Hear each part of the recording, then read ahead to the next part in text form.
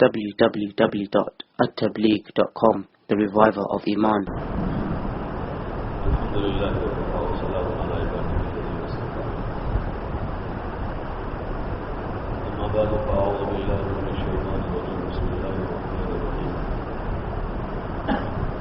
ومن أحسن قولا ممن دعا إلى الله وعمل صالحا وقال إنني من المسلمين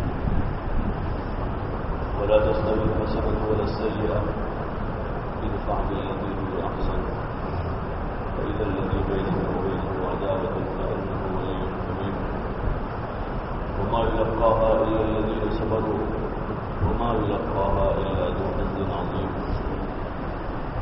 وقال تعالى قل هذه سبيلي أدعو إلى الله على بصيرة أنا ومن اتبعني وسبحان الله وما أنا من المشركين. صدق الله العظيم. محترم دوستوں، اللہ جل جلالہ ہم والوں کو براہ فضل و احسان ہے کہ اللہ تعالیٰ نے دین کی مبارک محنت میں ہم سب کو مشغول فرمایا. محض اسی کا فضل ہے، اسی کا کرم ہے.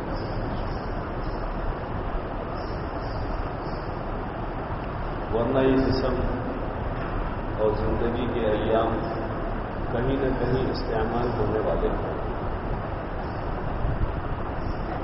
اور ہمارے سامنے ہم دیکھتے ہیں ہزاروں کے لاکھوں لوگ اپنی زندگیوں کو دنیا کی مختلف لائنوں میں اور مختلف شعبوں میں استعمال کر رہے ہیں. زندگی کا قیمتی سرمایہ معمولی دنیا کی متاع کی خاطر صرف کر دیتے ہیں. جیسے کوڑیوں میں سونا کوئی بیچتے ہیں،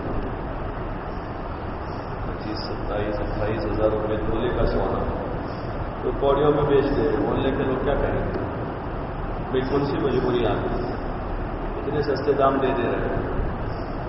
یا تو ایسی سخت مجبوری ہے یا بیوقوفی ہے؟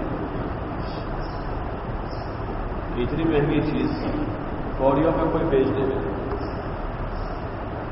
ایسے یہ زندگی کا قیمتی سرمایہ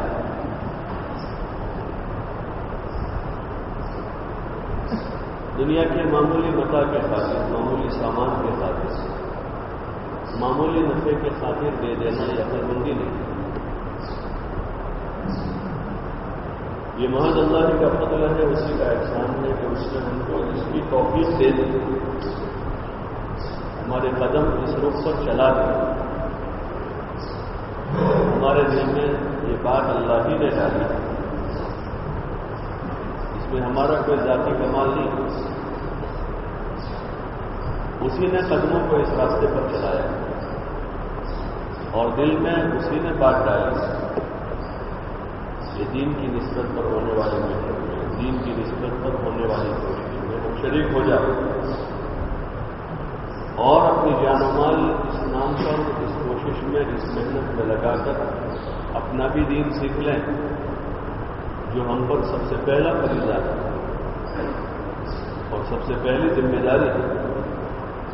اور دنیا میں یہ دین زندہ ہو، اس کے لیے ہم اپنے بس کی کوشش کر رہے ہیں. یہی اس کام کا خلاصہ ہے.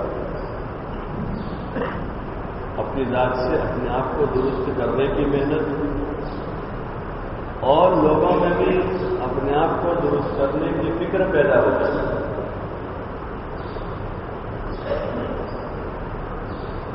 اس کی محنت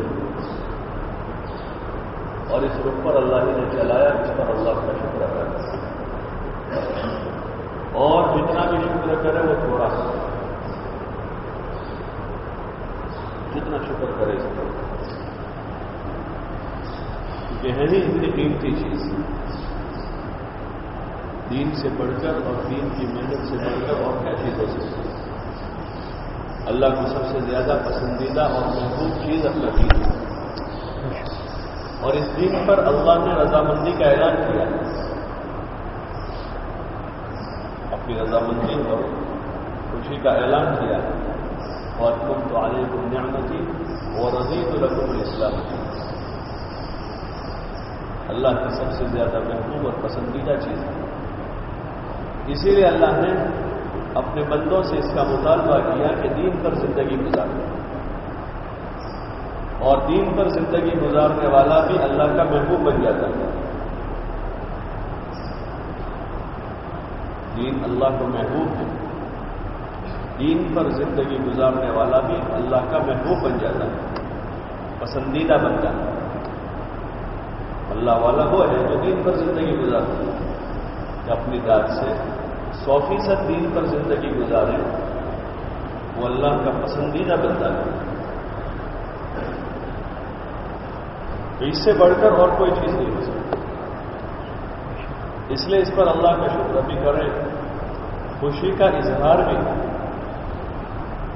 کسی کو مال پیسے ملتے ہیں اس پر خوشی کا اظہار، چہرے پر بیمار بھی پیسے جب آتے ہیں تو ذرا مسکراتا ہے، لیٹا بیٹھ جاتا ہے پیسے دیتے ہیں. گھر میں بہت سالوں کے بعد پوتا پیدا ہوا تو بیمار دادا بھی لیٹا بیٹھ جاتا ہے. خوشی کا اظہار ہے کہ 10 سال کے بعد گھر میں پوتا آیا. تو ایسے اتنی بڑی نعمت جو اللہ نے ہمیں عطا فرمائی کہ دین اور دین کی محنت، اس پر خوشی. صحابہ اپنے دین پر اللہ کی طرف سے ملی ہوئی ہدایت پر خوش ہیں. اور جب آدمی خوش ہوتا ہے کسی چیز پر تو اس ایک خوشی میں بہت ساری چیزوں کو قربان کرتا ہے. ایک خوشی کے خاطر بہت ساری اپنی چیزیں قربان کرتا ہے. ایک خواہش پوری کرنے کے خاطر بہت ساری خواہشیں قربان کرتا ہے. ایسے اتنی بڑی نعمت کی خوشی پر جو اللہ نے ہمیں عطا فرمائی ہے، اس پر ہم بہت ساری چیزیں قربان کر سکتے ہیں دین کے لیے. صحابہ نے دین کے لیے بہت ساری چیزوں کو قربان کر دیا، اور دین کی محنت کے لیے بہت ساری چیزوں کو قربان کر دیا، اور اس کو محفوظ رکھا، باقی رکھا، اپنے دین پر جمے رکھے. قربانیاں جس لائن کی دینی پڑی وہ دیتے رہے، جان کی، مال کی، جذبات کی، بیوی بچوں کی، وطن کی، کنبے اور قبیلے کی، اپنے نام اور شہرت کی. ابوبکر رضی اللہ عنہ کا بڑا نام تھا مکے میں، بہت بڑا نام تھا، اور مال بھی تھا. قربانی دیتی اس سب چیزوں کی. ایسے ایک ایک صحابی رضی اللہ عنہ نے دین کے لیے، دین کی محنت کے لیے بڑی بڑی قربانیاں دی، لیکن اپنے دین پر، دین کی محنت پر جمے رہے، اور خوشی کے ساتھ جمے رہے. خوش ہو کر، روتے روتے نہیں، بشاشت کے ساتھ. تکلیفیں جھیلی برابر، لیکن واویلا نہیں کیا. ٹھیک ہے، فطرت کا تقاضا ہے، آدمی تکلیف میں دکھی ہوتا ہے اور آنسو بہہ جاتے ہیں، اس سے تو کوئی مستثنا نہیں. حضور علیہ السلام اپنے بیٹے ابراہیم رضی اللہ عنہ کو دفن کر رہے ہیں.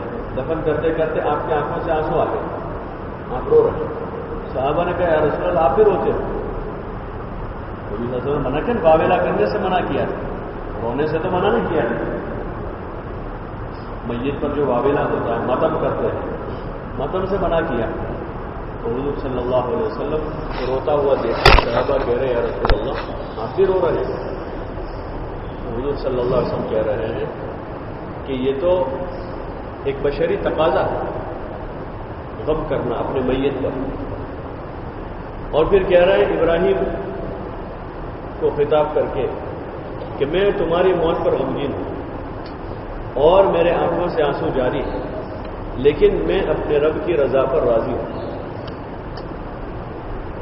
کہ نرینہ اولاد کے حضور صلی اللہ علیہ وسلم، 4 بیٹیوں پر بچہ لڑکا، ہر ایک کو امید ہوتی ہے. اور پھر آپ تو نبی تھے، آپ کے بعد اتنا بڑا کام آپ کے پیچھے تھا. ایک چھوٹی سی دکان والے باپ کو امید ہوتی ہے اپنے بیٹے کی، چھوٹی سی حکومت والے بادشاہ کو اپنے پیچھے اپنے خلیفہ اور نائب کی فکر ہوتی ہے. حضور صلی اللہ علیہ وسلم تو امام الانبیاء والمرسلین تھے. آپ کی نبوت قیامت تک کے لیے ہے, آپ کی محنت قیامت تک کے لیے ہے. آپ کے دل میں بھی امیدیں ہوگی. تو حضور علیہ السلام فرما رہے ہیں کہ بیٹے میں تمہاری موت پر غمگین ہوں, میرا دل غمگین ہے اور میرے آنکھوں میں آنسو جاری ہے, لیکن میں اپنی رب کی رضا پر راضی ہوں. یہ بشری تقاضا ہے, واویلا نہیں ہوتا, واویلا اور شکوے شکایتیں نہیں ہوتی.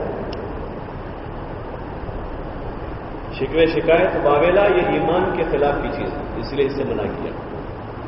مومن مطمئن اپنے رب کے فیصلے پر, کہ جو فیصلہ اوپر سے ہے اس پر اطمینان وہ ایمان سے پیدا ہوتا ہے. اگر ایمان میں کمی ہے تو رب کے فیصلے پر اطمینان نہیں ہوگا, آدمی تذبذب میں ہوگا. اور ہم نے تو پہلے ہی دن چھوٹے سے اس دن پڑھا والقدر خیرہ وشرہ, والقدر خیرہ وشرہ من اللہ تعالی, اللہ کی طرف سے.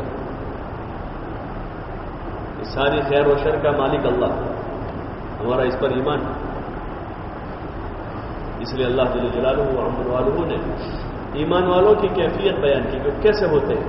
اذا اصابتهم مصیبت قالوا انا للہ و انا الیہ راجعون, کہ جب ان کے اوپر کوئی حال, کوئی مصیبت, کوئی تکلیف آتی, چاہے کسی قسم کی تکلیف ہو, کسی قسم کا بھی حال ہو, جب اس کا دھچکا لگتا ہے, اس کا صدمہ ہوتا ہے, تو وہ کہتے ہیں انا للہ و انا الیہ راجعون, کہ اللہ کی طرف سے اور اسی کی طرف لوٹ کر سب کو جانا ہے.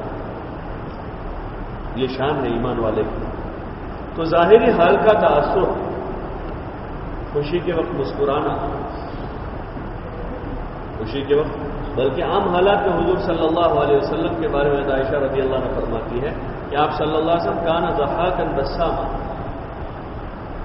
خوش مزاج تھے, مسکراتے رہتے تھے عام حالات میں. یہ تقاضا ہے. کوئی تکلیف آئی ہے تو اس پر غم, صدمہ, افسوس, فکر میں آدمی کا پڑ جانا, یہ سارے تقاضے ہیں. لیکن ان خوشی کے وقت خوشی میں اترا جانا اور غم کے وقت مصیبت سے گھبرا جانا, یہ شان ایمان کے خلاف ہے.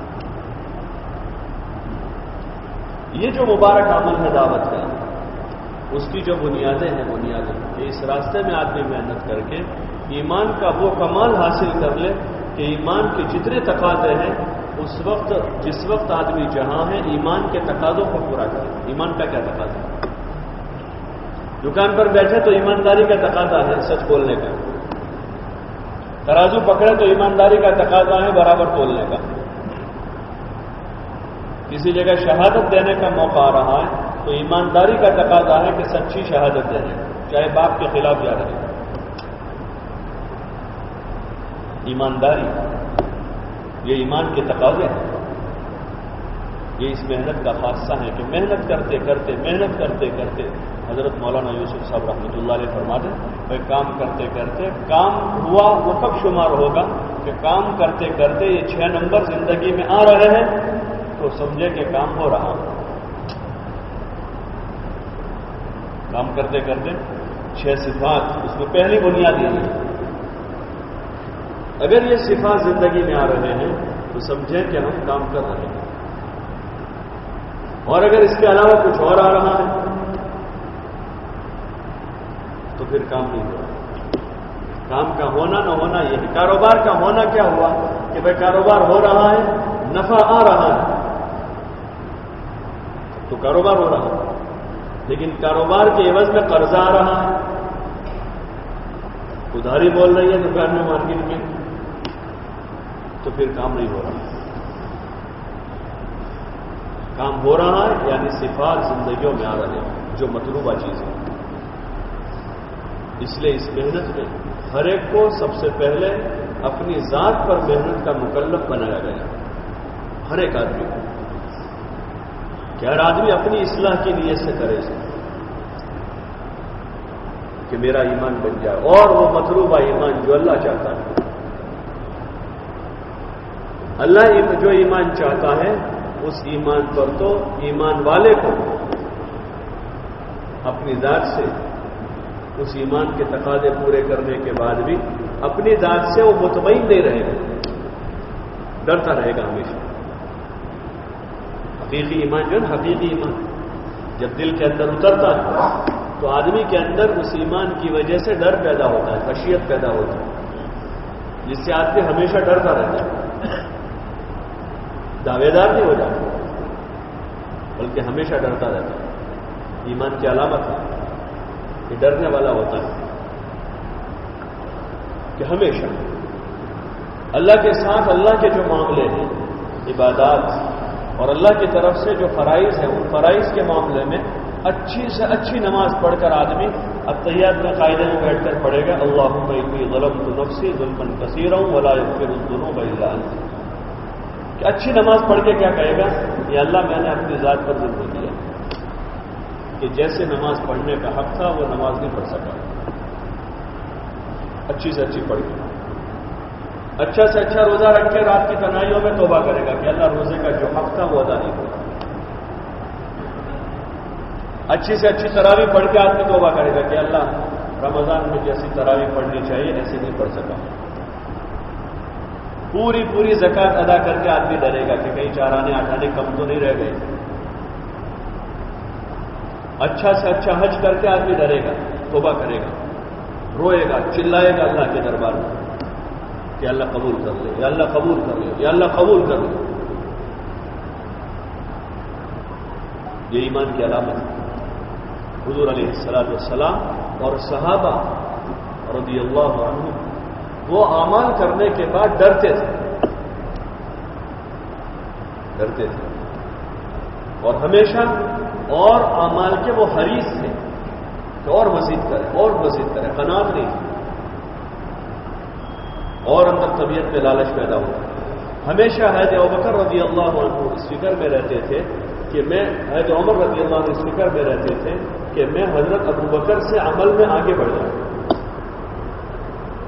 ہمیشہ اس فکر، اور اعتراف کرتے تھے کہ وہ مجھ سے بڑے ہوئے، وہ مجھ سے آگے، ایسا اعتراف کرتے۔ وہی تو جو اعتراف کرے گا کہ آگے ہیں تبھی تو کوشش کرے گا کہ مجھ سے آگے بڑھے، اعتراف کرتے تھے تو ان سے آگے بڑھ جائے۔ حالانکہ حضرت عمر کے بڑے بڑے کارنامے، اور حضرت عمر کی شان میں حضور علیہ السلام نے کہا کہ اگر میرے بعد کوئی نبی ہوتا تو عمر ہوتا، میرے بعد کوئی نبی ہوتا تو عمر نبی ہوتا۔ یہ کیا ہے؟ اور حضرت عمر رضی اللہ عنہ اس فکر میں ہے کہ میں ان سے آگے بڑھوں، اور حضرت ابوبکر رضی اللہ عنہ کا حال یہ تھا کہ حضور علیہ السلام کے بعد حضرت ابوبکر رضی اللہ عنہ کی خلافت کے دور میں ایک مرتبہ ایک علاقے کا ایک سردار آیا، اور اس سردار نے حضرت ابوبکر رضی اللہ عنہ سے مطالبہ کیا کہ فلاں جگہ زمین پڑی ہوئی ہے، ویران ہے، بنجر ہے، تو اس زمین کو میں آباد کر دوں، تم مجھے لکھ دو زمین۔ حکومت کہتے ہیں بعض زمینیں بنجر پڑی ہوئی تھی اس کو آباد کرو، تو پبلک کو دیتے اس کو آباد کرنے کے لیے، تو انہوں نے کہا کہ تم مجھے وہ زمین لکھ دو تاکہ میں اس زمین کو آباد کروں۔ حضرت ابوبکر رضی اللہ عنہ کہ ٹھیک ہے، اچھی بات ہے، ان کو لکھ دیا پرچہ، لیکن کہا کہ تو عمر رضی اللہ عنہ سے موافقت کروا لو، ان سے جا کر بتا دو کہ بھائی یہ اس طرح سے ابوبکر نے مجھے دیا ہے اور میں وہ زمین آباد کروں۔ تو وہ بھی قبیلے کے سردار آدمی تھے جو تھے، وہ گئے تو عمر کے بعد عمر سے بات کی تو عمر نے پرچہ دیکھا اور پرچہ پھاڑ کے پھینک دیا۔ تو وہ آدمی ایک دم سے دوڑے ہوئے تو ابوبکر کے پاس گئے اور کہنے لگے کہ بھائی امیر خلیفہ آپ ہو کہ عمر ہے؟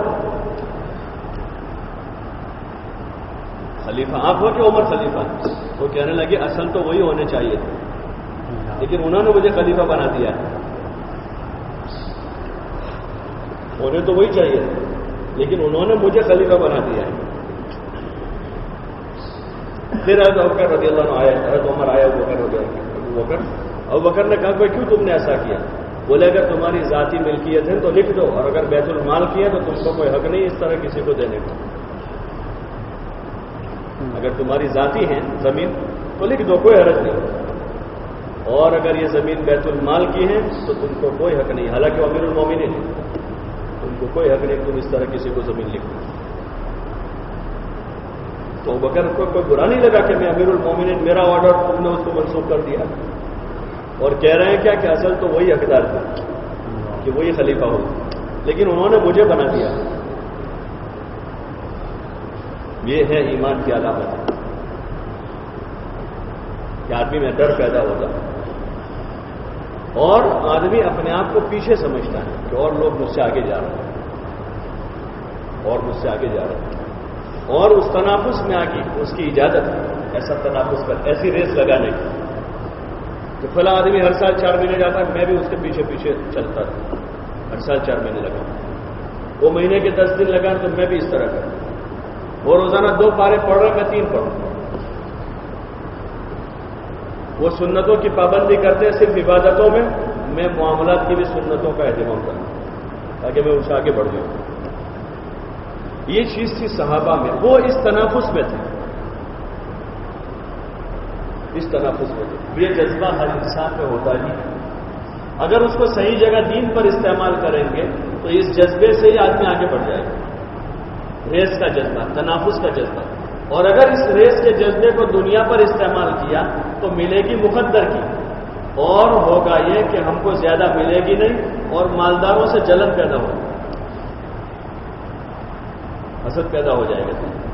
جس کے پاس زیادہ مال ہوگا, جس کا مکان بڑا ہوگا, کیونکہ ہماری مقدر میں وہ چھوٹا مکان ہے.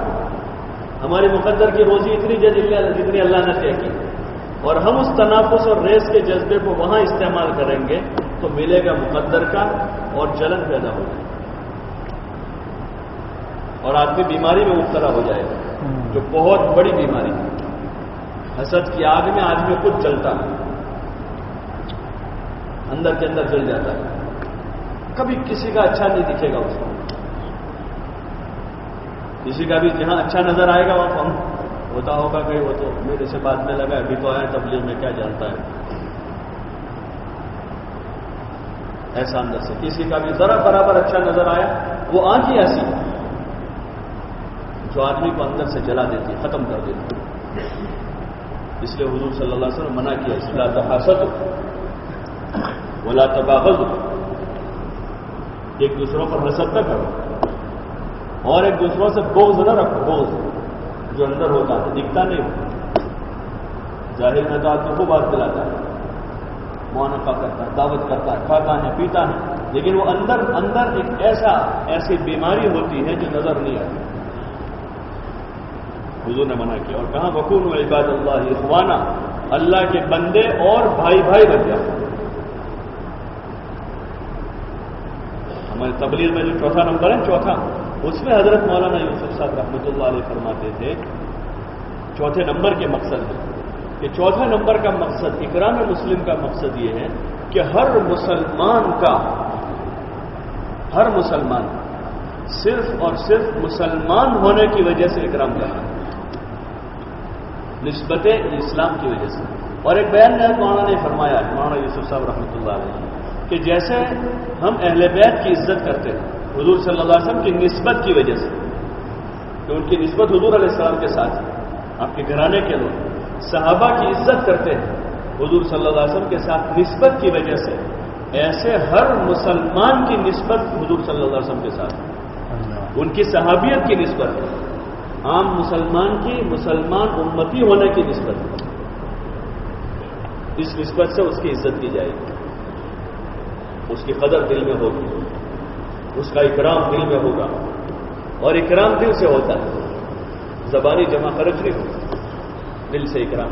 چاہے آدمی 4 آنے کا خرچہ نہیں کر پاتا غریب ہونے کی وجہ سے, اپنے دوستوں, اپنے ساتھیوں پر, اپنے رشتہ داروں پر, اپنے ماں باپ پر, اپنے بھائی بہنوں پر, غریب آدمی 4 آنے کا خرچہ نہیں کر پاتا, لیکن اس کے دل کے اندر کا جو اکرام اور اندر کی جو محبت ہے اس کا ایسا غیر محسوس طریقے پر اثر ہوتا ہے ان پر کہ اس کی محبت ان کے دلوں میں بیٹھ جاتی ہے, یہ ان کی نظر میں محبوب ہو جاتا ہے. جو بندوں کے درمیان میں بندے کو محبوب بنا دیتا ہے, یہ بھی مطلوب ہے کہ آپ کے لوگوں کے درمیان میں بھی محبوب رہے.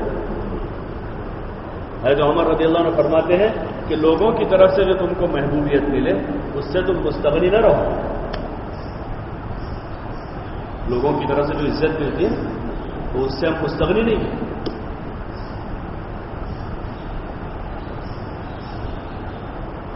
لا تزهد عن التحقق کہ ہم مستغنی نہ رہیں جو محبت لوگوں کی طرف سے.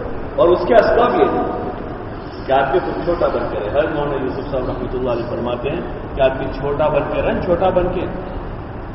تو چھوٹا بن کر رہنا یہی سب سے بڑی خوبی آدمی ہے. اور سارے مسئلوں کا حل یہ کہ آدمی چھوٹا بن جائے. چھوٹا بن کے تو سارے مسئلے حل. گھر میں اپنے ماں باپ کے ساتھ, بھائی بہنوں کے ساتھ چھوٹا ہو جائے, سارے مسئلے حل. جتنے دنیا میں مسائل ہو کس کے, جتنے مسئلے ہیں دنیا میں, گھروں میں بیٹا کہہ رہا ہے میں بڑا ہوں, باپ کہہ رہا ہے میں بڑا ہوں, بیوی کہہ رہی ہے کہ میں نہیں چلے گھر میں, اور شوہر کہہ رہا ہے کہ تو کون ہوتی ہے, میں تجھے لایا ہوں. یہی سارے مسائل ہیں. حضرت مولانا یوسف صاحب رحمۃ اللہ علیہ مرتبہ بیان کرنے کے لیے تشریف لائے سردیوں کے زمانے میں. تو کرسی کی طرف آئے, دیکھا محراب میں 4-5 بچے بیٹھے ہوئے, چھوٹی سی محراب ہوتی ہے وہاں, 4-5 بچے بیٹھے ہوئے, اور ایک گودڑی, سردی کا زمانہ تھا, گودڑی اوڑھ کر بیٹھے تھے. تو مولانا نے دیکھا محراب میں اور گنا 1 2 3 4 5. پھر اس کے بعد آ کر کرسی پر بیٹھ گئے. پھر بیان شروع کیا اور کہا بھائی دیکھو چھوٹے بن جا رہے نا تو ایک محراب میں 5 بچے سما جا گئے, اور بڑے بننے جا گئے تو پورے ملک میں 1-2 بادشاہ نہیں رہ سکتے. پوری حکومت میں 2 بادشاہ نہیں رہ سکتے. چھوٹے بن گئے تو 5 بچے ایک محراب میں آ گئے, اور بڑے بننے جا رہے تھے پوری حکومت میں 2 بادشاہ ایک ساتھ نہیں رہ سکتے. اس کام کا یہی خاصہ ہے کہ کام کرتے کرتے کرتے کرتے آدمی میں تواضع آتی ہے. تبلیغ سے بڑے بڑے مالداروں کو دیکھو کہ جن کا ایک شان تھی جن کی اپنے گھروں میں, اپنی فیکٹریوں میں, لیکن جب تبلیغ میں لگے اب آتے ہیں گھر سے ٹفن اٹھا کر لا کے جماعتوں کی خدمت کرتے ہیں, ساری جان ختم کر جماعتوں کو کھلاتے ہیں. فقیروں کی جماعت ہوتی ہے, یعنی غریب دیہاتی لوگ ہوتے ہیں جن کے پاس نہ تہذیب ہے اور نہ مال ہے نہ کوئی عہدہ ہے, آتے اور کھلاتے ہیں. کل ایک بڑے آفیسر ہمارے آئے تھے, ملے وہ پولیس ڈپارٹمنٹ, وہ کہہ رہے کہ ہمارے جو بھی جماعت آتی تھی ہم بہت خدمت کرتے تھے. ہمارے گاؤں میں ہم بہت خدمت کرتے تھے جماعتوں کی. پڑھا لکھا آدمی ہے, اپنے وہاں اس کی ایک شان ہے, لیکن یہاں آ کر اللہ کے بندوں کی خدمت کر رہا ہے. اللہ کے راستے میں نکل کر آدمی اپنے 10-12 آدمیوں کا کھانا پکاتا ہے, جو آپ کے گھر میں کبھی چائے نہیں بناتا. اور یہ جس سب نے کھایا اب برتن دھوتا ہے اور دسترخوان صاف کر رہا ہے بیٹھ کہ اس کے ذریعے سے آدمی کا لیول نیچے آتا ہے. اور لیول نیچے لانا یہی مطلوب ہے. دنیا والے کہہ رہے بھائی لیول اوپر لاؤ, اسی کی دعوت دی جا رہی سب کہ اپنا لیول اوپر لاؤ. غریب کے بچے کو بھی سکھاتے کہ ایسے شادی نکال کے چلنے کا اسٹائل بتا دیں, ایسے چلنے کا, ایسے کرنے کا, ایسے کرنے کا, اور اپنا لیول اوپر لاؤ. اور دین میں کہہ رہے ہیں کہ لیول نیچے لاؤ. حضور صلی اللہ علیہ وسلم کو اللہ تعالیٰ نے امام الانبیاء والمرسلین بنایا, اور حضور صلی اللہ علیہ وسلم فرماتے ہیں میں تو ایسی عورت کا بچہ ہوں جو سوکھا ہوا گوشت کھاتی تھی, یعنی تازہ نہیں ملتا تھا تو باسی گوشت جو سوکھا ہوا ہوتا تھا وہ کھا لیتے تھے. اور کھانا کھاتے کیا ہے کہ میں تو اس طرح کھاتا ہوں جیسے کوئی غلام کھاتا ہوں, کہ نیچے بیٹھ کر کھاتا ہوں. حالانکہ آپ امام الانبیاء ہیں, اتنی بڑی ہستی ہے کہ اللہ کے بعد آپ صلی اللہ علیہ وسلم کا مقام, اور اللہ نے اتنا بڑا شرف بخشا کہ معراج کروائی آپ کو, روبرو ملاقات کی اللہ نے. یہ شرف اور کسی کو نہیں ملا. جب آپ صلی اللہ علیہ وسلم اپنے ساتھیوں کے ساتھ ہوتے تھے اور کوئی اجنبی آدمی آتا جو آپ کو پہلے سے جانتا نہیں ہوتا تھا, تو اس کو آ کر پوچھنا پڑتا تھا کہ تم میں محمد صلی اللہ علیہ وسلم کون ہے, تم میں کون. یہی کمال کی چیز ہے, کمال کی چیز. اس لیے بزرگوں کو دیکھا اکثر کہ جتنا ان کا بڑا مقام اتنی ان کی بڑی تواضع, اتنی بڑی تواضع. مہمانوں کی خدمت کر رہے ہیں, اپنے مہمانوں کی خدمت کر رہے ہیں. مہمانوں کو پتہ نہیں کہ یہ حضرت ہے, وہ تو بات پر پوچھ رہے ہیں کہ حضرت سے بھائی ہو جائے تو پہلے کھانا کھا لو. وہ ان کی خدمت کر رہے ہیں برابر، وہ مانگ رہے ہیں کہ پانی پلاؤ، کوئی کہہ رہا ہے نمک دے دو، کوئی کہہ رہا ہے سالن دے دو، کوئی چاول دے دو. سارا کھا پینے کے بعد اب بٹھایا ان کو ساتھ میں، کہا بتاؤ بھائی کیا کام تھا، تو اب شرما رہے ہیں. تو یہ اصلی چیز ہے. اور دین میں تکلف نہیں ہے. اس محنت سے، تبلیغ کے کام سے تکلفات ختم ہو جاتے ہیں. جو صحابہ کی خوبی تھی، صحابہ کی خوبی تھی کہ زندگیوں میں جو زائد تکلفات بناوٹیں ہیں، بناوٹ ہوتے ہیں، کرنا پڑتا ہے، ایسا رہنا پڑتا ہے، ایسا لوگ کہتے ہیں ایسا، یہ سارے تکلفات ہیں، یہ ساری زائد چیزیں. تبلیغ کے راستے سے جو اسلام کا اصلی مزاج ہے، اصلی مزاج، یہ تکلف نہیں اسلام کی مزاج ہے. آدمی مہمان آیا کسی کے گھر، کچھ نہیں ہے، جو حاضر ہے وہ پیش کر دیا، اس میں تکلف نہیں. آدمی کسی کو کچھ دے رہا ہے، جو اس کی استعداد، 4 آنا دینے کی استعداد ہو تو اللہ کے نام پر 4 آنا ہدیہ دے گا. یہ نہیں کہ بھائی کرنا پڑے گا کچھ، 4 آنے کیسے دے دیں، یہ تکلف ہے. یہ تکلف نہیں ہے ہمارے دین میں، تکلف سے خالی ہے.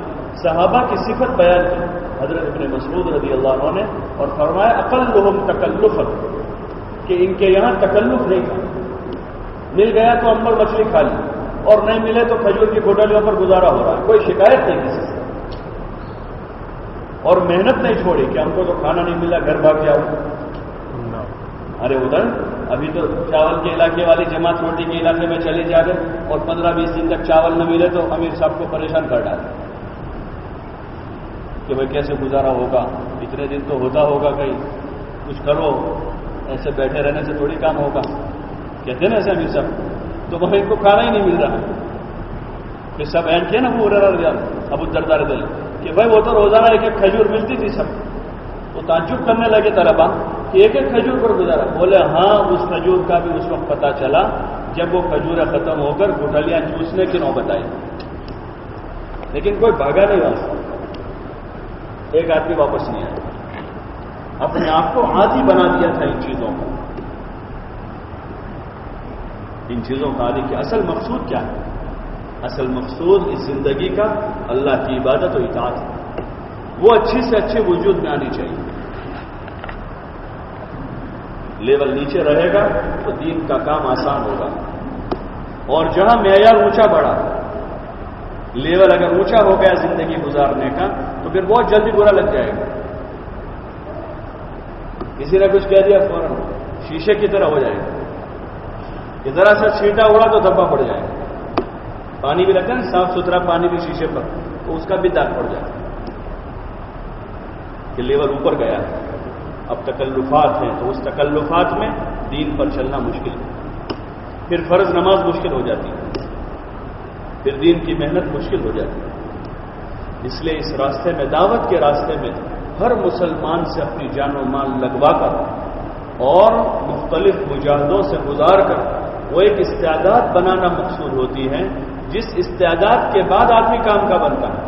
وہ تو پولیس میں آدمی کی پولیس ڈپارٹمنٹ میں جانے سے پہلے 10-15 سال تک بڑی مشقیں کرتا ہے، اس کے بعد سلیکشن ہوتا ہے. فوج میں ڈیوٹی لگنے سے پہلے 6 سال 8 سال 10 سال تک بڑی کڑی مشقیں ہوتی ہیں، اس کے بعد ڈیوٹی لگتی ہے. تو ابھی ہم سب لوگ مشق کر رہے ہیں دعوت کی. تو اس کے لیے جس مجاہدے کی، جس قربانی کی، جس اخلاق کی، جس تواضع کی، جس توکل اور تعلق مع اللہ کی ضرورت ہے، یہ اس کی ساری مشقیں ہیں. 4 مہینوں میں، چلوں میں، مقامی محنت میں، سہروزہ میں، عمومی گشتوں میں، گھر گھر کی محنت میں، گھر مسجد کی تعلیم میں، وہ اس کی مشقیں ہو رہی ہیں. یہ مشق کرتے کرتے کرتے کرتے کرتے وہ استعداد پیدا ہو جاوے جو دعوت کے کام کے لیے مطلوب ہے، جو اس کے لیے مطلوب ہے. جیسے فوج میں آدمی کی بھرتی ہونے کے لیے مطلوب کیا ہے کہ ایسا مضبوط، توانا، طاقتور ہونا چاہیے جو ڈرتا نہ ہو، خوف نہ کرتا ہو، اور تندرست ہو، اس کی آنکھیں بھی ٹھیک ہو، کان سے سنتا بھی برابر ہو، دماغ بھی برابر ہو، اس کے ہائٹ اتنی ہو اور اس کی چھاتی اتنی ہو، اور اتنا دوڑ سکتا ہو ایک ساتھ، اور اتنا کود سکتا ہو. یہ ساری شرائط ہوتی. ایسے اللہ کی یہاں بھی کسی فرد سے، کسی شخص سے کام لینے کے لیے کچھ صفات ہے.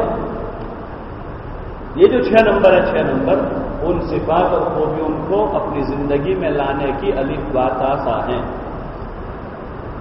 جو اس کی شروعات ہوتی ہے۔ جب آدمی اپنے اوپر محنت کر کے ان صفات کو اپنے اندر داخل کرتا ہے، دھیرے دھیرے دھیرے ایمان بڑھتا ہے، توکل بڑھتا ہے، اللہ کی ذات پر اعتماد بڑھتا ہے، اور غیر اللہ سے استغنا بڑھتا ہے کہ کسی کی طرف نظر نہیں، صرف ایک اللہ کی طرف، کسی کی طرف نظر نہیں، اللہ ہی کی طرف۔ یہاں تک کہ اپنے وہ اسباب جن اسباب کے ذریعے سے بندہ پلتا، جن اسباب سے، اس پر بھی یقین نہیں۔ سبب کے درجے میں آدمی استعمال تو کرے گا لیکن یقین نہیں۔ اسی لیے حضرت مولانا یوسف صاحب رحمۃ اللہ علیہ فرماتے تھے، جب آدمی دعوت کے کام میں لگے گا تو محنت کرتے کرتے کرتے سب سے پہلے ان اسباب کا یقین دل سے نکلے گا جو نہ اپنے قبضے میں ہے نہ کسی اور کے قبضے میں ہے، جو تکوینی اسباب ہیں، چاند، سورج، دریا، ہوا۔ آدمی بولتا ہے نا زمین سے کچھ نہیں ہوتا، آسمان سے کچھ نہیں ہوتا، سورج سے کچھ نہیں ہوتا، سب کچھ اللہ کرتا ہے، سب کچھ اللہ کرتا ہے۔ تو محنت کرتے کرتے سب سے پہلے یہ یقین کٹے گا، پھر آگے اور محنت کرے گا آدمی اچھی طرح سے، تو وہ اسباب جو دوسروں کے قبضے میں، اپنے قبضے میں نہیں، حکومت کی مددیں اور مالداروں کی مددیں اور ماں باپ، بھائی بہن، جو دوسروں کے قبضے کے اسباب ہیں، اس کا یقین کٹے گا۔ پھر آدمی محنت کرتا رہے گا تو پھر جو اسباب اپنے قبضے میں، جس کو آدمی خود استعمال کر سکتا ہے، اپنا مال، اپنی پراپرٹی، اپنی زمین، اپنی جائیداد، اس کا یقین کٹے گا۔ اور ایک اور چیز، ایک رگ اور بچ جائے گی آخری، کہ آدمی یہ بھی کہے گا دکان سے کچھ نہیں ہوتا، سونے چاندی سے کچھ نہیں ہوتا، اس سے کچھ نہیں ہوتا، اس سے کچھ نہیں ہوتا، لیکن میں تو ہوں، میں کرتا ہوں۔ مولانا فرماتے تھے یہ میں نکالنے کے لیے بڑی محنت، یہ سب سے آخر میں نکلتا ہے۔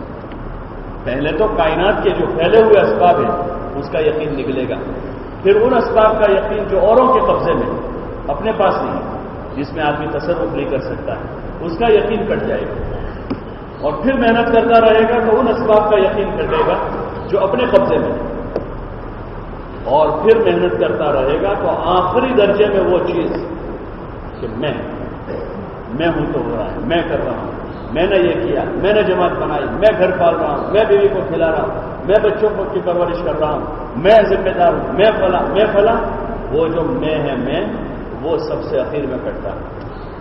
اور جب تک یہ نہیں کٹتا ہے وہاں تک آدمی اللہ کی بارگاہ میں مقرر نہیں بن سکتا۔ حضور علیہ السلام نے فتح مکہ کے دن اس بات کا ثبوت دیا عملی طور پر۔ اتنی بڑی کوشش آپ صلی اللہ علیہ وسلم کی، 10 سالہ مسلسل کوشش ہے ہجرت کرنے، ہجرت والی وہ تو الگ 13 سال کی محنت، اور اس کے بعد جو ہجرت کے بعد سے لے کر فتح مکہ تک جو مسلسل احد، بدر، امراء الاسد، حنین، تبوک، خندق اور جتنے ساری چیزیں پیش آئی، اندر باہر، گھریلو حالات، صحابہ کے حالات، اور احد کے شہداء، اور اس کے بعد جتنے ان سارے حالات کے بعد مکہ فتح ہوا، حدیبیہ، پھر اس کے بعد مکہ فتح ہوا۔ وہ مکہ فتح ہوا، حضور علیہ السلام داخل ہو رہے ہیں مکے میں 10,000 کے لشکر کے ساتھ، اور بڑی شان کے ساتھ جا رہے ہیں، بڑی شان کے ساتھ۔ سب سے پہلی چیز تو حضور صلی اللہ علیہ وسلم نے اپنے عمل سے بتائی کہ حضور صلی اللہ علیہ وسلم اس دن سب سے آخری دستے میں تھے،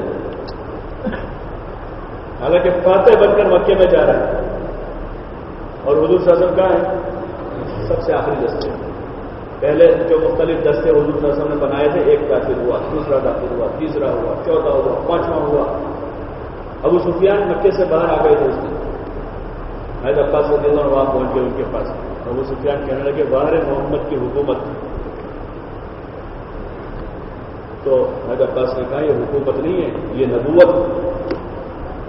حکومت کا تو بادشاہ آگے ہوتا ہے، جھنڈا وہ لے کر آگے ہوتا ہے سارا، میں نے کیا ہے سب کچھ، اور یہاں حضور صلی اللہ علیہ وسلم سب سے پیچھے ہیں، اور آپ کا سر جو ہے جھکتے جھکتے جھکتے جھکتے اونٹنی کے کوہان سے لگ رہا ہے، اتنا سر جھکایا ہوا، اور آپ کے زبان مبارک پر جو کلمات ہیں اس میں آپ صلی اللہ علیہ وسلم اپنی ذات کی نفی کر رہے ہیں، الحمدللہ وحدہ، کہ تمام تعریفیں صرف اور صرف ایک اللہ کے لیے ہے. ساری تعریف ان کے قابل ہے. حالانکہ آپ نے کتنی قربانی دی، بچیوں کو طلاقیں ہوئی، مکے میں آپ کو روزانہ ایک ایک منصوبہ بنا کر ایذائیں دی گئی، اور مدینہ جا کر کئی کئی دنوں کے فاقے جھیلے، کئی دنوں کے ایک دن چین سے بیٹھنے کی نوبت نہیں ہے. اتنی ساری قربانیاں، اتنے سارے مجاہدے، اتنی ساری تکلیفیں، اور اللہ کے لیے سارا کیا، اللہ کے لیے کیا. آپ نے، آپ کے پورے گھرانے نے قربانیاں دی. شیب ابی طالب کی گھاٹی کی قید کے سے لے کر وہاں تک آپ کا پورا گھرانہ آپ کے ساتھ قربانیاں دے رہا ہے. ان ساری قربانیوں کے بعد جب فتح ہوئی تو یہ نہیں کہا کہ وہ تو اللہ ہی نے ذریعہ مجھے بنایا ہے، میں نے فتح کیا. جیسے آج کل ہم، وہ تو اللہ نے مجھے ذریعہ بنایا کام کرنے کا، اللہ نے مجھے ان کی ہدایت کا ذریعہ بنایا. فلاں ساتھی نے وہ سب سے پہلے میرے ساتھ ان کا چلا لگا، وہ فلاں نہیں ہے، ان کے 3 دن میں نے تشکیل کی تھی. دبے پیر آتا ہے، دبے پیر پتہ نہیں چلتا کسی، پیچھے سے دھیرے دھیرے جیسے چوٹی آتی ہے نا پیچھے سے، پتہ جب کاٹتی ہے تو پتہ چلتی ہے، جسم پر پھرتی ہے پتہ نہیں چلتا اسے. یہاں حضور علیہ السلام نے کچھ نہیں کہ ہماری بدر کی قربانیاں، ہماری احد کی قربانیاں اور ہمارا فلاں کچھ نہیں. سیدھی ایک بات، سیدھی بات جو اندر وہ باہر، الحمدللہ وحدہ، کہ تمام تعریفیں صرف اور صرف ایک اللہ کے لیے. نصر عبدہ، کہ اسی اللہ نے اپنے بندے کی مدد کی. نصر عبدہ خود کہہ رہے ہیں حضور علیہ السلام. نصر الرسول یا نبی نہیں کہا، بندہ کہا اپنے آپ کو، تو اس نے اپنے بندے کی مدد کی. اپنے بندے کی اسی نے مدد کی. حزم الاحزاب وحدہ، کہ جتنے سارے لشکر تھے ان سب کو اللہ ہی نے شکست دی. اللہ نے شکست دی. یہ خاصہ ہے اس محنت کا کہ آدمی اپنی نفی کر ڈالے کہ میں کچھ نہیں کر رہا، بلکہ آدمی کو اس کا خطرہ ہوا کہ میں کام بگاڑ رہا ہوں، کہ کہیں مجھ سے کام بگڑ نہ جائے، حضرت معاویہ صاحب رحمۃ اللہ علیہ ہمیشہ ڈرتے رہتے تھے. اور بزرگوں نے کسی جگہ نعمان رحمۃ اللہ لکھا ہے کہ مولانا کی زبان پر ہر وقت یہ کلمات ہوتے تھے، یا حی یا قیوم برحمتک استغیث اصلح لی شأنی کلہ ولا تکلنی الی نفسی طرفۃ عین. یہ دعا مولانا ہمیشہ پڑھا کرتے تھے کہ یا اللہ مجھے میرے نفس کے حوالے پل جھپکنے کے برابر بھی نہ کر. دعا کا آخری جملہ یہ، لا تکلنی الی نفسی طرفۃ عین، کہ یا اللہ پل جھپکنے کے برابر بھی مجھے میرے نفس کے حوالے نہ کر. کہ جو اپنے نفس کے حوالے ہو گیا وہ گیا کام سے.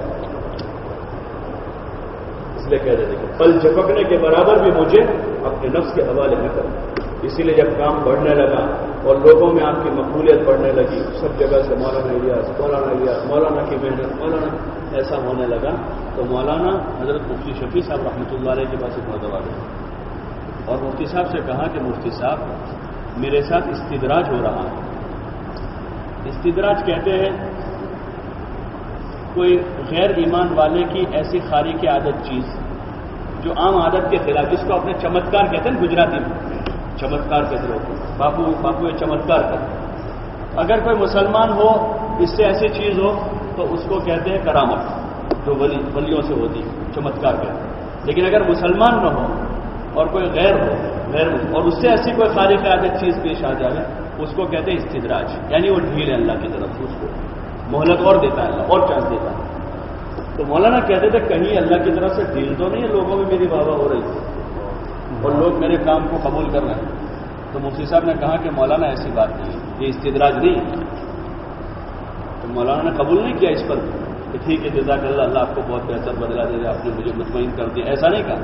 بلکہ کہا نہیں مفتی صاحب آپ مجھ کو دلیل دو اس کی کہ استدراج نہیں ہے، آپ مجھے دلیل دو اس کی کہ استدراج نہیں.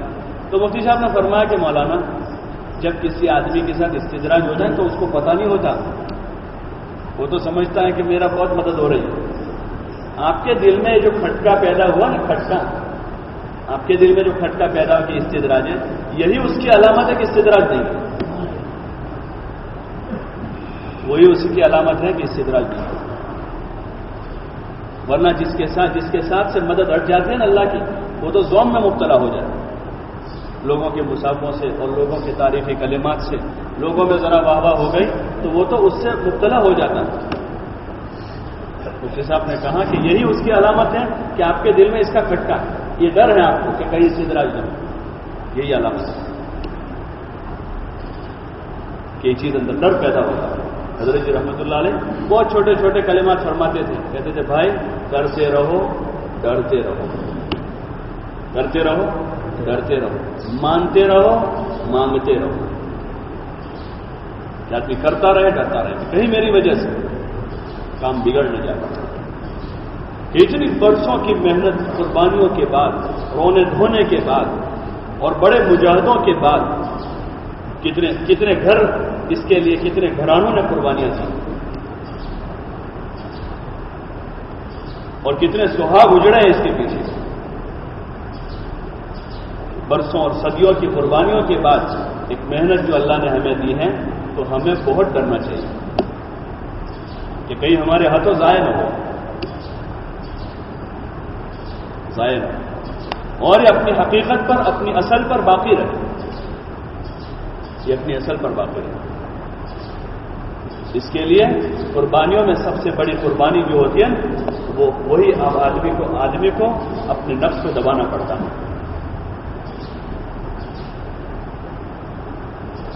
کہ اس کی اصل پر باقی رہے. حضرت معلیہ صاحب رحمۃ اللہ علیہ نے بہت رو دھو کر, اور صرف اتنا ہی نہیں بلکہ قرآن اور حدیث اور اس کے ساتھ اپنے زمانے کے بڑے بڑے موقر جو علماء تھے ان سب کے رائے مشوروں سے اور ان سب کی تائید و تصویر اور ان کی دعائیں لے کر, ان سب کی دعائیں لے کر اللہ کے یہاں اس عمل کو منظور کروایا ہے. اور یہ عمل اللہ کے یہاں مقبول ہے. اسی لیے عرب و عجم میں چل پڑا. یہی قبولیت کی علامت ہے. یورپ, امریکہ, آسٹریلیا, افریقہ اور جزیروں میں اور خطوں میں, علاقوں میں چل پڑا. یہی علامت ہے اس کی قبولیت. اور اس کے نفع کہ اس کے ذریعے سے دنیا بھر نے نفع اٹھایا, اس سے نفع اٹھایا. اس لیے کوشش ہماری یہ ہو کہ اس کی اپنی اصل ڈگر پر باقی رہے, اپنی اصل روش پر باقی رہے. اس کے پیچھے ہم سے پہلے جتنے ہمارے بزرگ گزرے اور جتنے کام کرنے والے افراد گزرے ہیں انہوں نے سب کچھ قربان کر کے کام کو محفوظ رکھا. اپنی وجاہت کو, اپنی عزت کو داؤ پر لگایا, اپنی عزتوں کو داؤ پر لگا دیا, اپنے جان لگائی, اپنا مال لگایا, اپنے جذبات لگا دیے, لیکن اس عمل کو محفوظ رکھا. اس پر آنچ نہیں آنے دی. اپنی ذات پر آنچ آئی تو جھیل لیا, اپنی عزتوں پر آئی تو برداشت کر لیا, لیکن عمل کو ضائع نہیں ہونے دیا. اس کے ایک ایک عمل کو محفوظ رکھا کہ جو جس طرح حضرت معلیہ صاحب بلکہ مولانا کے جو تربیت اور صحبت یافتہ افراد تھے وہ تو اس کام کو بیان کرنے میں وہی الفاظ دہراتے تھے جو الفاظ مولانا کی زبان سے نکلے ہوئے ہوتے اور کہتے تھے کہ ہمارے حضرت ایسا کہتے تھے. اور پھر عملی طور پر خالی مذاکروں کے راستے سے نہیں بلکہ عملی طور پر اپنے ساتھیوں کو ساتھ لے جا کر کہ بھائی عمومی گشت ایسے ہوتا ہے اور خصوصی گشت ایسے ہوتا ہے, تشکیلی گشت ایسے ہوتا ہے, تعلیمی گشت ایسے ہوتا ہے, متکلم بن کر ایسے بات کرنی اور عمومی بیان میں یہ بات کرنی اور دعا کے کلمات بھی اپنی دعاؤں کے ذریعے سے دعا کے کلمات بھی سکھا دے بھائی اس انداز سے دعا کرنی, ایک ایک چیز کو نقل کر کے اور محفوظ رہا. اور اس سے بڑا نفع امت نے اٹھایا, بڑا نفع. اور اس میں ابھی بھی وہی طاقت ہے, اس میں وہی طاقت, وہی جاذبیت ہے. اس لیے کسی بھی صورت میں اپنی ذات قربان ہو سکتی ہے, اپنے جذبات قربان ہو سکتی ہے, عزتیں داؤ پر لگ سکتی ہیں, لیکن اللہ کی طرف سے ملا ہوا ایک سرمایہ ہے, اللہ کی طرف سے ملا ہوا سرمایہ اور ایک قیمتی سرمایہ ہے, ایک نہج ہے یہ بزرگوں کا, ایک نہج ہے جو مقبول اللہ ہے. روز ہو کر اس کو قبول کروایا گیا ہے اور اس میں بڑی زبردست تاثیر ہے, بڑی جاذبیت ہے اس کے ایک ایک عمل سے. اس کی حفاظت ہمارے ذمہ ہے, اس لیے اس کو سمجھنا ہے, بے سمجھے نہیں. سمجھ کر کے اس کو ہمیں سمجھنا، اس کے ایک ایک عمل کی حقیقت اندر دل میں اترے. اس کے لیے کہتے ہیں ہر نمبر کے بعد اللہ سے نماز کی اور ایمان کی اور اس کی حقیقت کو اللہ سے مانگنا. تو آخری نمبر میں، چھٹے نمبر میں یہ بھی تو آئے گا کہ بھائی دعوت کی حقیقت کو رو دھو کر اللہ سے مانگنا، اس کی حقیقت کو مانگنا. اور اس کا راستہ یہ ہے ان چیزوں کی عظمت، دین اور دین کی محنت دونوں. اس کے لیے جو ہمارے بزرگوں نے ترتیب قائم کی، دو ترتیبیں ہیں، دو چیزیں. ایک تو حکومت حاصل کر کے ڈنڈے کے زور پر دین کو زندہ کیا جائے، یہ غیر مؤثر شکل ہے، یہ وقتی ہے، نتیجہ خیز نہیں. اور دوسری شکل جو ہے وہ فضائل کے راستے سے جذبات بنا کر، ترغیب دے کر لوگوں کو اندر سے ابھار کر تیار کیا جائے. یہی وہ مؤثر شکل ہے جس کو حضرت مولانا الیاس صاحب رحمۃ اللہ علیہ نے پسند کیا. حضرت مجدد الفسانی رحمۃ اللہ علیہ نے اپنے زمانے میں طرز اختیار کیا، اور حضرت مولانا الیاس صاحب نے اپنے زمانے میں طرز اختیار کر کے ان فضائل کی کتابوں کو حضرت شیخ الحدیث مولانا زکریا صاحب رحمۃ اللہ علیہ کو حکم دے کر لکھوائی کہ فضائل نماز لکھو، اور فضائل رمضان لکھو، فضائل حج لکھو، اور فضائل زکات، صدقات میں زکات کے فضائل نہ دینے کی وعید وہ، اور ایمانیات سے متعلق جو ارکان اسلام اور اصل بنیاد جس کو اصل وجود میں لانا ہے. اس تبلیغ کے راستے سے جس چیز کو وجود میں لانا ہے وہ ارکان اسلام ہے، جس پر اسلام کی عمارت تعمیر ہے. حدیث میں مثال ہے کہ 5 خیمے، ایک خیمے کے 5 ستون ہیں، بیچ والا ستون ایمان کا ہے، اور 4 ستون نماز، روزہ، زکات اور حج ہیں. یہ اسلام کی مثال ہے. اس لیے ان پر فضائل لکھوائے گئے حکم دے کر، اور ان فضائل کو امت میں رواج دیا گیا اس کا کہ گھر کی تعلیم کے راستے سے گھر کی عورتیں اور بچے ان فضائل کو سن کر اپنے جذبات بنا کر ارکان اسلام کو اپنے گھروں میں زندہ کریں، اور مسجدوں میں اور جگہ جگہ پر اس کی تعلیم کو زندہ کر کے مردوں میں اور عموم میں ارکان اسلام کی عظمت اور اس کے فضائل کے استحضار کے ساتھ عمل کرنے کا داعیہ اور جذبہ ہو. اس کے لیے اس کتاب کو لکھوایا گیا. اور حکایت صحابہ کے راستے سے ذکر کیا کسی جگہ کہ لوگوں میں سے صحابہ کا تذکرہ ختم ہو گیا ہے، یہاں تک کہ صحابہ کے نام بھی ختم ہو چکے تھے. کچھ نبیوں کے نام باقی تھے لوگوں میں، اسماعیل، ابراہیم وغیرہ، باقی دوسرے نام تھے. اور ابھی بھی جن لوگوں میں وہ محنت نہیں ہے، وہاں نام دیکھو گے اللہ رکھا، دلاور، غلام محمد، فلاں، ایسے نام ہوتے ہیں. اور جہاں محنت ہے وہاں دیکھو گے تو ابو بکر، عمر، عثمان، علی، مصعب، عمیر، حمزہ، ایسے نام ملیں گے. تو یہ اس راستے کے صحابہ کا نام بھی زندہ ہو اور صحابہ کی زندگی بھی زندہ ہو، جو اصل امت کے لیے رہبر ہے اور جو معیار حق ہے، جو معیار حق ہے. حضور علیہ السلام نے اپنے بعد جن کے اتباع کا حکم دیا ہے، جن کے پیچھے چلنے کو کہا، یہ اس کتاب کے راستے سے وجود میں لایا گیا اس میں. اور قربانی کے وہ جذبات بنے، دین پر جان و مال لگانے کے وہ جذبات بنے جو جذبات صحابہ کے تھے. آج میں اور آپ اس سطح پر پہنچے ہیں وہی حکایت صحابہ سن کر پہنچے. امت کے مالداروں میں جو مال خرچ کرنے کا جذبہ پیدا ہوا ہے، اور بھی کتابیں امت نے سنی، لیکن زیادہ تر عموم میں مسجدوں کی تعلیم میں، گھروں کی تعلیم میں جو زیادہ تر پڑھی گئی وہ فضائل صدقات کی وہ روایات ہے. ہزاروں لوگ ایسے ملے. اور حج میں جو اتنا بڑا مجمع نظر آ رہا ہے وہ مولانا محمد علی صاحب نے اپنے بنیاد وہ کہ جب میں گیا شروع میں، آج سے 40 سال پہلے وہاں پر، تو ایک دن گرمیوں کے موسم میں، جون میں، مئی میں گرمی شدت کی تھی، اور میں نے دیکھا حرم خالی. تو میں گیا، میں نے نیت یہ کی کہ میں اکیلا طواف کروں. خالی سے مراد کوئی نہیں ہے. 2-5-10 سوال تو کوئی نہیں ہے. اس کو کہہ رہا وہ زمانہ وہ تھا کہ حرم میں ایئر کولر بھی نہیں تھا، اور مکہ والے جو تھے، مکہ والے وہ بھی طائف چلے جاتے تھے وہ گرمیوں میں، ان سے برداشت نہیں ہوتا، اور باہر سے لوگ آتے نہیں تھے. تو میں نے سوچا کہ لیکن میں نے دیکھا کہ ایک عورت طواف کر رہے ہیں اپنے بچے کے ساتھ دوپہر میں دھوپ میں. تو میں اس کا انتظار کرتا رہا کہ وہ طواف پورا کرے، میں شروع کروں، اور اس حالت میں طواف کروں کہ بیت اللہ کا طواف کرنے والا میں اکیلا ہوں. بولے میں نے شروع کیا، 4 چکر ہوئے اور ایک عورت آ گئی. یعنی یہ حال تھا وہاں کا، یہ حال تھا. یہ فضائل حج پڑھی گئی اردو میں، ہندی میں، مراٹھی میں، بنگالی میں، گجراتی میں اور عربی میں، اور پتہ نہیں فرینچ میں، اور پتہ کتنی زبانوں میں دنیا کے ملکوں میں. تو آج ویسٹ انڈیز سے پتہ نہیں کتنے 100 لوگ حج کے لیے آتے ہیں.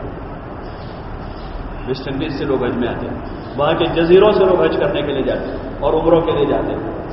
یہ جو عمومی رجحان بنا، عمومی رجحان امت میں اتنا بڑا مجمع، 1400 سال سے کعبہ تو ہے، کعبہ تو 1400 سال سے، اور مسلم حکومتیں رہی 800 سال تک ہندوستان میں مغلوں کی حکومت تھی، بلکہ اس دور میں تو حال یہ ہو گیا تھا ان کے بعد تو کہ ہندوستان میں بعض وہ زر پرست اس زمانے کے ان مولویوں نے فتویٰ لگ کے دے دیا تھا ہندوستان کے مسلمانوں کو کہ ہندوستان کے مسلمانوں پر حج فرض نہیں ہے. تو سید احمد شہید رحمۃ اللہ علیہ نے پیدل حج کا عزم کیا اور اس حج کو زندہ کرنے کے لیے ایک بیڑا اٹھایا، رائے بریلی سے لے کر ہوتے ہوتے بنگال کے وہاں سے پورٹ سے انہوں نے اپنا حج کیا تاکہ لوگوں میں حج کا جذبہ بنے. یعنی وہ ہلاک ہو چکے ہیں اتنا، حج کرنے والے بہت تھوڑے ہوئے. آپ حضرات دیکھیں آپ کے علاقوں میں 20 سال پہلے، 25 سال پہلے، 30 سال پہلے، 40 سال پہلے کتنے لوگ جاتے تھے. لیکن عمومی طور پر اللہ نے ذریعہ بنایا اس کتاب کو کہ اس کی تعلیم شروع ہوئی سب جگہ، اور حاجیوں میں محنت شروع ہوئی. پھر جانے لگے، گھر سے ایک گیا دوسرے کو رغبت ہوئی، ایک بھائی گیا دوسرے بھائی کو رغبت ہوئی، اور دھیرے دھیرے ایک فضا بنی. تو اس لیے ان فضائل کی کتابوں کو معمولی نہ سمجھیں، معمولی نہ سمجھیں. ایک بہت بڑا سرمایہ ہے ہمارے لیے، ایک بہت بڑا سرمایہ. یہ طرز ہے اصل نبوی طرز کہ فضائل کے راستے سے جذبات بنا کر اس راستے سے جو آدمی آئے گا اس راستے سے وہ کبھی عمل کو چھوڑے گا نہیں، کبھی عمل نہیں چھوڑے گا. اور اگر وہ راستہ نہیں اختیار کیا گیا تو پھر اس عمل میں بقا نہیں ہوگا، وہ رسمی ہوگا، رواجی ہوگا، یا پھر وقتی ہوگا، دیکھا دیکھی کا ہوگا. اس لیے جو ہمیں بزرگوں نے جو طرز جو محنت دی ہے پوری بصیرت کے ساتھ، پورے وجدان کے ساتھ، پورے یقین کے ساتھ کہ اللہ نے بہت بڑا سرمایہ ہم کو دیا، اللہ ہی نے چلایا. اس لیے کوشش ہماری ہو کہ ہمارے ہاتھوں یہ کام محفوظ رہے ہمارے ہاتھوں میں، اور ہمارے بعد والوں تک ایسا پہنچے جیسا ہم کو ملا. بلکہ اگر ہم سے کچھ کمی رہی اس میں تو اللہ سے توبہ کر کے اب اس کو اچھا سے اچھا ایسا کرنے کی کوشش کریں جیسا ہمارے پچھلے بزرگوں نے ہم کو دیا، جیسا دیا ہے. جو اس کا ایک نظام ہے، عمومی نظام ہے، جس میں تمام طبقات پر محنت ہے، غریبوں پر، مالداروں پر، اور مزدوروں پر، ملازموں پر، مردوں پر، عورتوں پر، بچوں پر، بوڑھوں پر، اور مختلف طبقات پر جس میں محنت ہے. عمومی طرز جس میں خصوصی گشت بھی ہے، عمومی گشت بھی ہے، تعلیمی گشت بھی ہے، جس میں مستورات میں بھی محنت ہے، جس میں طبقات پر بھی محنت ہے. یہ ایک عمومی طرز ہے جو نبوی طرز ہے. حضور صلی اللہ علیہ وسلم کی محنت کا یہی طرز تھا. کبھی مالداروں کے پاس ہے، کبھی چودھریوں کے پاس ہے، کبھی آنے والے قافلوں کے پاس ہے، کبھی مستورات کو دعوت دے رہے ہیں، کبھی بچوں کو دعوت دے رہے ہیں، کبھی بچوں کو ایمان سکھا رہے ہیں. یہ ایک عمومی طرز ہے. اسی طرز کو اللہ نے، اس طرز پر اللہ نے حضرت معلیہ صاحب رحمۃ اللہ علیہ کے ذریعے سے اس کو زندہ کروایا. اور آپ کے ساتھ جو اور آپ کے ساتھی تھے، اور آپ کے بعد مولانا یوسف صاحب، اور ان کے ساتھ ایک مجمع رہا، اور ان کے بعد حضرت مولانا الحسن صاحب رحمۃ اللہ علیہ، جن کو اکثر ساتھیوں نے دیکھا بھی ہوگا، اور ان کے ساتھ چلا ہوا ایک بڑا مجمع آج بھی دنیا میں موجود ہے جو اس کام کے امین ہیں، جو اس کے امین ہیں، جنہوں نے اس کو محفوظ کیا اور اپنی زندگیاں لگائی کھپائی. اس طرز پر ہمیں اس کو لے کر چلنا ہے اور اپنی نیت سے کرنا ہے. اپنی نیت سے جب ہماری نیت سے ہوگا تو ہم ضرور فائدہ اٹھائیں گے اور ہمارے ساتھ ساتھ دوسروں کو بھی نفع ہوگا. اس کی ہمیں کوشش اپنی مسجدوں میں، اپنے حلقوں میں، اپنے ضلع کی سطح پر، صوبے کی سطح پر، پورے عالم کی نیت کے ساتھ ہمیں اس کو لے کر اٹھنا ہے، پورے عالم کی نیت کے ساتھ. اور قربانی اپنی بڑھانی ہے. یہ تو ساری مشقیں ہو رہی ہیں کہ بھائی ملازمت کی مشق کر کے ملازمت میں لگے گا تو اب وہاں سے لے کر جب تک وہ بوڑھا نہیں ہو جاتا وہاں تک ملازمت کی مشق کر کے آدمی فوج کی نوکری میں جا رہا ہے تو مشقیں ابھی تو چل رہی ہیں. جب اب لگ گئی جاب تو اب تو بارڈر پر ہمیشہ ہے، رات دن جان جوخم میں، جان ہتھیلی میں لے کر، کفن سر پہ باندھ کر کھڑا ہے اپنی زمین کی حفاظت کے خاطر، اور گرو کے ساتھ کہ میں اپنی زمین کا محافظ ہوں، ایسے گرو کے ساتھ کہ میں اپنے دین کا محافظ ہوں. جان ہتھیلی میں لے کر آپ بھی کام کر رہا ہوگا کہ رات کے اندھیرے میں، دن کے اجالے میں جو تقاضا آئے گا اللہ کی طرف سے دین کی محنت کا، میں اس پر لبیک کہتے ہوئے اپنی دنیا کو آگے پیچھے کر کے اللہ کے نام پر آگے بڑھوں. کرتے ہیں سب اس کی نیت؟ انشاءاللہ. کون کون طے کرتے ہیں؟ انشاءاللہ جس وقت جو تقاضا ہوگا دین کی محنت کا اس پر لبیک کہتے ہوئے آگے بڑھیں گے انشاءاللہ. اللہ ہم سب کو عمل کی توفیق عطا فرمائے. اپنی ضروریات سے فارغ ہو لیں. انشاءاللہ مغرب کے بعد بھی بیان ہوگا اور اس کے بعد مطالبے رکھے جائیں گے. اس وقت اپنے ان مطالبوں کا اظہار کریں اور ایسے مضبوط عزائم لے کر جاوے کہ آج کی یہ مجلس www.attableek.com, the reviver of